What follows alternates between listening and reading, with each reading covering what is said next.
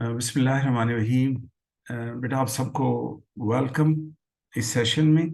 और ये काफ़ी इंशाल्लाह बड़ा प्रोडक्टिव होगा हमारा कि हम केमिकल एनर्जेटिक्स के जो बेसिक क्वेश्चंस हैं उसको अंडरस्टैंड करने की कोशिश करेंगे। और that is obvious, pass paper awareness के लिए ये मतलब है काफ़ी इम्पोर्टेंट है। देख लीजिए, आप ज़रा अपने ध्यान से इसको देखना है। देखिए क्वेश्चन वन। अच्छा, मैं डायरेक्टली आंसर की तरफ जाऊंगा। अगर उसमें हमें प्रॉब्लम आ रहा है किसी और ऑप्शन में, आप कहते हो नहीं ये भी हो सकती है, तो आपने ज़रूर बताना है ताकि हमारा टाइमली कंक्लूड हो जाए। अच्छा, मुझे ये बताइए कि मेरी आवाज़ आपको क्लियर है? आवाज़ मेरी क्लियर है? जी सर। ठीक हो गया। देखिए, पहला जो क्वेश्चन है, फर्स्ट क्वेश्चन, दे से enthalpy change uh, enthalpy changes that are difficult to measure directly can often be determined using Hess's law to construct an energy cycle, which enthalpy change is indicated by X in the enthalpy cycle shown. देखो बेटा, ये अभी एक cycle दी हुई है आपको। Hess's law basically क्या है? जो डायरेक्ट रूट है और दूसरे इनडायरेक्ट रूट हैं।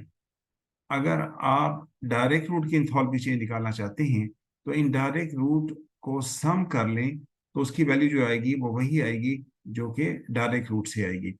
देखिए, इसमें अब हम टू द पॉइंट, वो कहते हैं एक्स क्या है। If you look the arrow of x, this is x. ये एक्स शो हुआ है, देखिए, ये दिस इज एक्स। और इसमें एरो किस तरफ है? वाटर की तरफ है। वाटर की तरफ है, और वाटर लिक्विड है।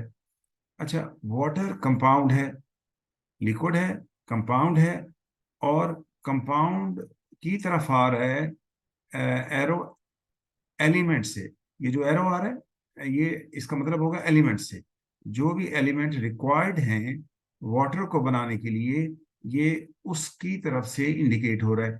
तो मतलब इसका मतलब ये है कि अब हमें अंडरस्टैंड करना है ये टर्म क्या है।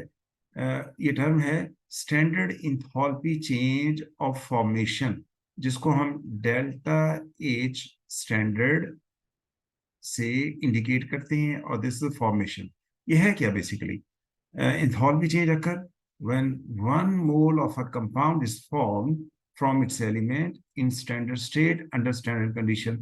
अब मतलब ये डेफिनेशंस हमें एक तो क्लियर हो, और दूसरा लर्निंग होनी चाहिए। This very important, otherwise you are unable to do. तो इसमें जो H2O बन रहा है वो 2 मोल्स बन रहे हैं। देखिए, इफ यू लुक 2 मोल्स, तो इसका मतलब ये है 2 मोल बन रहे हैं। तो डेल्टा एच एफ जो है, जो इंथैल्पी चेंज और फॉर्मेशन है वाटर की, वो 2 टाइम है। तो मतलब है 2। तो इसकी ऑप्शन दैट इज डी, यानी 2 इंथैल्पी चेंज और फॉर्मेशन ऑफ वाटर होगा। इसलिए वो लिखते हैं +2 into the enthalpy change of formation of water. मतलब 2 टाइम बेसिकली होगा। और अगर कोई डाउट है तो आपने जरूर बताना है। Next is second. सेकंड काफी आसान था। This is that is D, option is correct. Joint structure है ये। वैसे पिछले टॉपिक में भी हमने स्टेट्स ऑफ मैटर में भी ये किया था। तो डी क्यों है? मेल्टिंग पॉइंट ज्यादा है, बॉइलिंग पॉइंट ज्यादा है, इलेक्ट्रिकल कंडक्टिविटी पुअर है। इलेक्ट्रिकल कंडक्टिविटी लिक्विड में भी पुअर है, और इलेक्ट्रिकल कंडक्टिविटी एक्वस सॉल्यूशन में मतलब है इनसॉल्युबल है। तो ये जो मैक्रो मॉलिक्यूल होते हैं ये इनसॉल्युबल होते हैं, और सिवाय ग्रेफाइट के। तो ये this is the point. This is option D. बेटा क्वेश्चन नंबर थर्ड, और अगर डाउट है जरूर पूछिएगा। थर्ड में it is option B is correct. Option B is correct. अच्छा, अब क्वेश्चन ये है, इसको हम देखते हैं कि ये क्वेश्चन है क्या। A student mixed 25 cm cube of 0.350 मोल पर डी क्यूब सोडियम हाइड्रोक्साइड। ये मैं डेटा जरा लिख भी लेता हूँ। देखिए, वॉल्यूम सोडियम हाइड्रोक्साइड का, this is question 3। Volume of NaOH, that is equal to 25 cm cube, or 0.35 mole per d cube sodium hydroxide, or concentration of sodium hydroxide, this is 0.350 मोल पर डी क्यूब।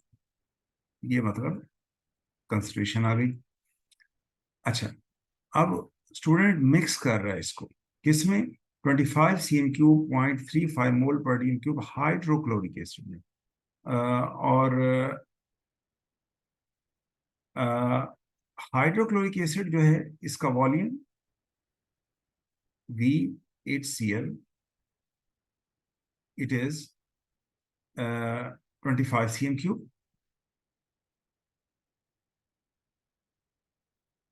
और इसका जो concentration है वो है 0.35 मोल। This is, ये data हमें given है। और जब इनको मिक्स करते हैं, दोनों को इनको मिक्स करते हैं, तो temperature rose by 2.5 degree. assume that no heat was lost to the surrounding, और final mixture had a specific heat capacity 4.2, ये उसने दे दी है। और what is the molar enthalpy change for the reaction? molar enthalpy change for the reaction। अच्छा, अब हमें थोड़ा सा देखना ही पड़ेगा, ये है क्वेश्चन कहाँ से, इसकी वेयर अबाउट क्या है। इसका एक टॉपिक हमने पढ़ा, अगर आप इसको, मैं थोड़ा सा आपको शेयर भी करा दूं, ताकि अगर जिनको पता नहीं है वो थोड़ा सा इसको देख लें। ये टॉपिक है, मैं आपको जस्ट इसको, ये वाला, ये नोट्स मैंने, ये हमारे क्लास लेक्चर्स हैं, ये टॉपिक है ये वाला। अगर आप यू लुक दिस, ये वाला, ये एक्सपेरिमेंटल मेथड, बेटा आप देख रहे हो, experimental method to find enthalpy change of neutralisation. ये इससे रिलेट कर रहा है कि मतलब है, इस तरह से उन्होंने एक पॉलीस्टायरीन कप लिया होगा या प्लास्टिक बीकर लिया होगा, उसमें ये दो सोल्यूशन मिक्स कर दिए, टेम्परेचर रोज हुआ, वो सारा नोट कर लिया, वॉल्यूम कितना डाला दोनों का वो पता लग गया। अब इसमें जो मैं आपको दिखाना चाह रहा हूँ, स्टूडेंट यूजुअली डू मिस्टेक, और वो मिस्टेक क्या करते हैं, ये अगर आप इस क्वेश्चन को इस मेथड को अंडरस्टैंड करें, देखिए इसमें यही एग्जांपल कोट हुई है, सोडियम हाइड्रोक्साइड, हाइड्रोक्लोरिक एसिड, दोनों के, एक का वॉल्यूम 50 है, दूसरे का वॉल्यूम 40 है। तो दोनों का जो वॉल्यूम मिलके 90 बन गया है, 90 बन गया है। तो यहाँ पर जब हम फॉर्मूला अप्लाई करते हैं एंथैल्पी चेंज निकालने के लिए, minus M C delta T, तो एम जो है, एम वो होता है वॉल्यूम जिसमें आपने थर्मोमीटर डिप किया हुआ है, ये आपने अंडरस्टैंड करना है। मतलब आपने दोनों सॉल्यूशंस को मिक्स किया, और जो वॉल्यूम था 90 यहाँ पे था, तो बाकी उससे उसी तरह एनर्जी आ जाएगी। जब एनर्जी आ जाएगी तो फिर उसको हमने एंथैल्पी चेंज में कन्वर्ट करना है। और एंथैल्पी चेंज में कन्वर्ट करने के लिए आपको पता है, जो एंथैल्पी चेंज की यूनिट होती है वो होती है किलो जूल्स पर मोल। अब इसमें प्रॉब्लम क्या आएगा, इसमें आपने लिमिटिंग रिएक्टेंट का भी ख्याल करना है, क्योंकि दो रिएक्टेंट है, जैसे ही HCl है, NaOH है। अब HCl और NaOH दोनों की कंसंट्रेशन, अगर आप डेटा इस क्वेश्चन का देखें तो यहाँ पे दिया हुआ है, और दोनों की कंसंट्रेशन है 0.15। इफ यू लुक दिस, ये बेटा देखें, दोनों कंसंट्रेशन ऑफ बोथ ये दिया हुआ है दोनों की। तो इसका मतलब ये हुआ, और वॉल्यूम भी दिया हुआ है, तो इसका मतलब है दोनों के मोल जब हम निकालेंगे तो जो रिएक्शन डिपेंड करेगा वो है लिमिटिंग रिएक्टेंट पे। तो लिमिटिंग रिएक्टेंट के जो मोल्स होंगे, जब वो खत्म हो जाएंगे रिएक्शन बंद हो जाएगा, हीट बनना भी बंद हो जाएगी, हीट रिलीज होना भी बंद हो जाएगी। तो इसका मतलब ये हुआ कि जो आपके पास इंथैल्पी चेंज जब आप निकालेंगे तो उसको डिवाइड करना है लिमिटिंग रिएक्टेंट के मोल से। और मैं आपको यहाँ पे जरा थोड़ा सा रिव्यू करा दूं ताकि रिफ्रेश हो जाए। देखिए, अभी जब मैंने फार्मूला लगाया तो ये है -5643, ये बेसिकली एनर्जी रिलीज हुई है। अब इसको लिमिटिंग रिएक्टेंट के यहाँ रेफरेंस भी दिया हुआ है, ये देखिए 1:1 है।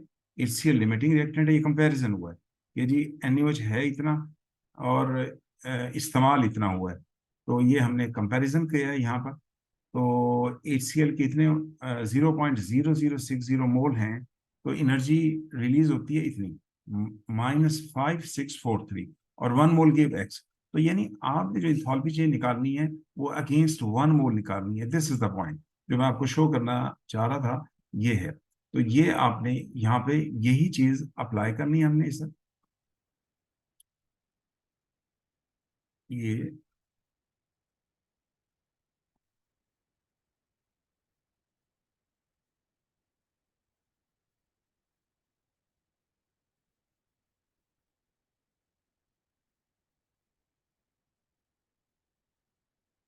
ये आपके पास डेटा है आपका।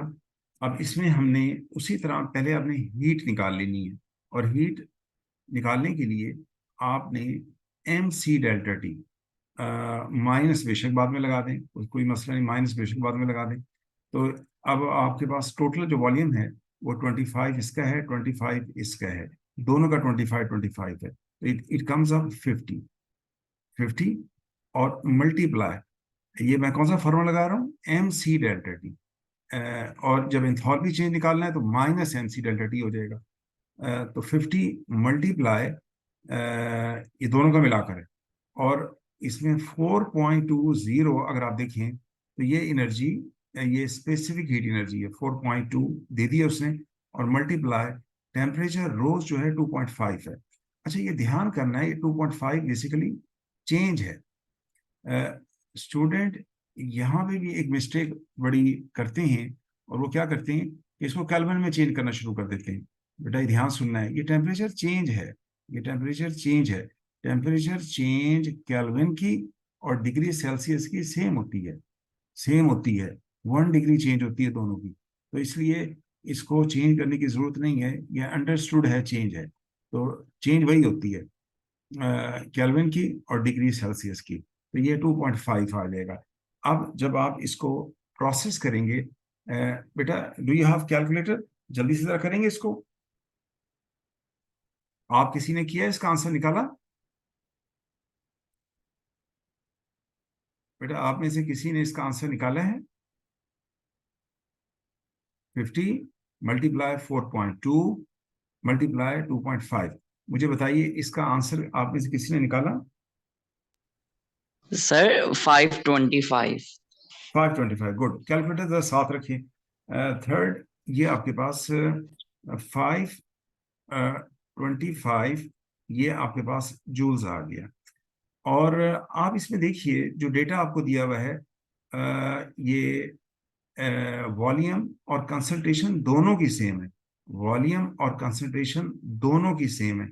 इसका मतलब ये है कि जब आप इक्वेशन बनाते हैं तो आप लिखते हैं HCl plus NaOH goes to NaCl plus H2O, ये तो दोनों 1:1 में रिएक्ट करते हैं।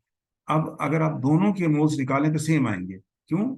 वॉल्यूम भी सेम है, ये देखिए, और कंसंट्रेशन भी सेम है, दोनों का वॉल्यूम और कंसंट्रेशन दोनों की सेम है। तो इसका मतलब ये मोल्स दोनों के सेम आएंगे। तो जरा मोल्स निकालें। 0.35, जल्दी से जरा, 0.35 मल्टीप्लाई 25 डिवाइड बाय 1000। तो मोल्स आप दोनों के चूंकि सेम होंगे, HCl और NaOH, बेटा दोनों के सेम होंगे, जरा मुझे बताएंगे वैल्यू। 0.350 मल्टीप्लाई 25 डिवाइड बाई 1000, जरा जल्दी से निकाल दीजिए। सर 0.008। 2. 0.008। 008 और ये हमने 3SF कर लिया। ये बेटा मोल्स आ गए, ये मोल्स आ गए। 0.0080 ये बेसिकली मोल्स आ गए। अच्छा, अब इसका मतलब है दोनों के चूंकि मोल सेम है, इसका मतलब क्या हुआ?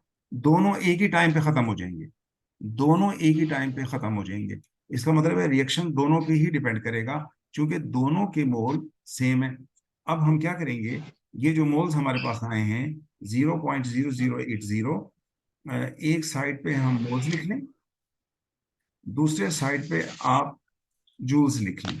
तो 0.0080 और एनर्जी मिल रही है 5। आपने निकाली थी अभी 5 है। ये थी 525। ये मुझे आपने वैल्यू बताई थी 525, तो इट इज 525। ये आ गया। और 1 मोल कितनी एनर्जी देगा? एक्स देगा। अब जरा 1 मोल के अगेंस्ट निकालिए।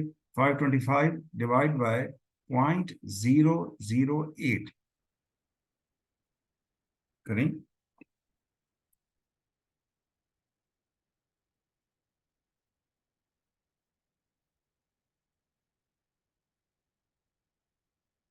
ये बेटा जल्दी जरा, 525 डिवाइड बाय 0.008।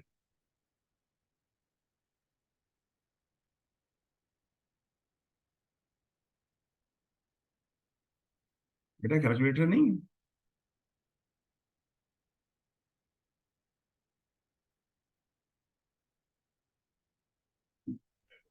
हाँ जी। सर क्या? 525 डिवाइड बाय 0.008। कैलकुलेटर रखिए ना साथ, जल्दी जल्दी करें जरा।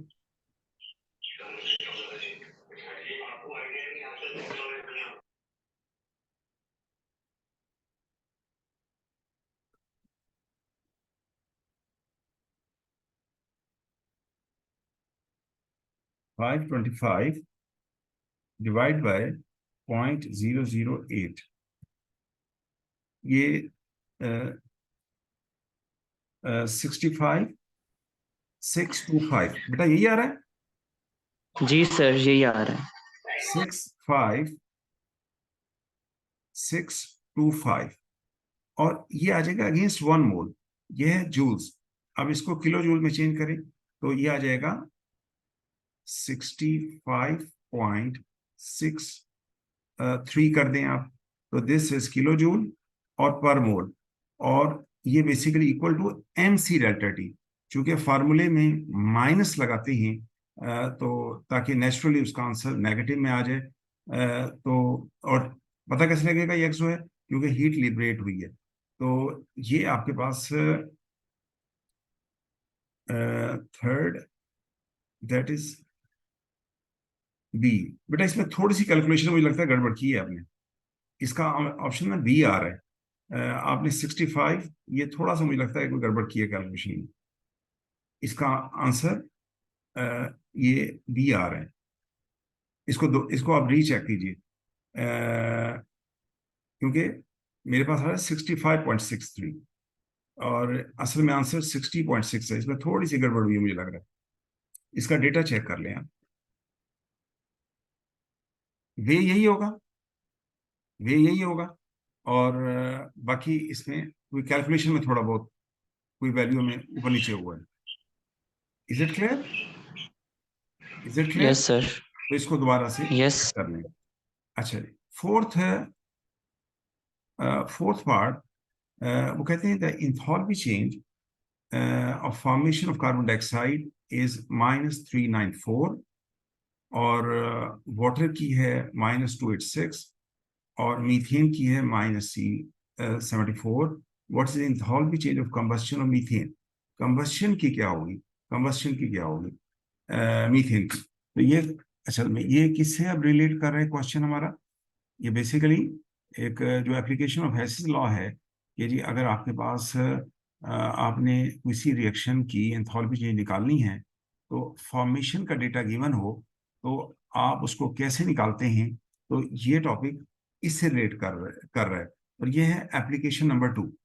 अगर आप इसको देखें तो this is application number 2, this is